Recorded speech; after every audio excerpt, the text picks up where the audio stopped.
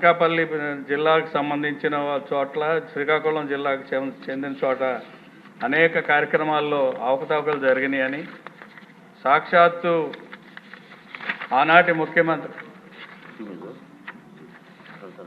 ముఖ్యమంత్రి జగన్మోహన్ రెడ్డి గారు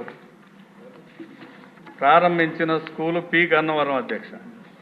పి గన్నవరం స్కూల్లో స్పష్టంగా అవకతవకలు జరిగినాయని ప్రిన్సిపల్ సెక్రటరీ పేరు చెప్తాను రాజశేఖర్ గారు కూడా ఇటువంటి ఇంత దరిద్రమైన పనులు నేను ఎక్కడా చూడలేదు అని ఆయనే ప్రకటించారు, విజిట్ చేశారు. చదువుతాను అధ్యక్ష.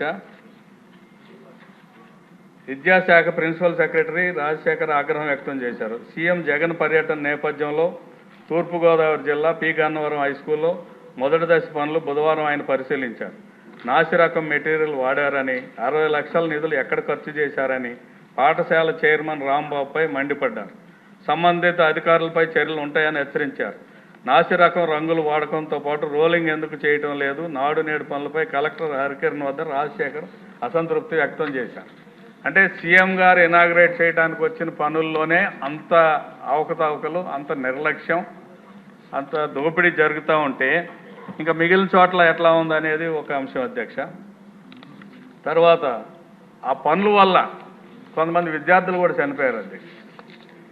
ఆగస్టు 29, 2021 కర్నూలు జిల్లా సి బెలగల్ మండలం బురాన్దొడ్డి గ్రామంలో పాఠశాల భవనం పైకప్పు పెచ్చులూడి 4 విద్యార్థులు గాయాలయ్యాయి.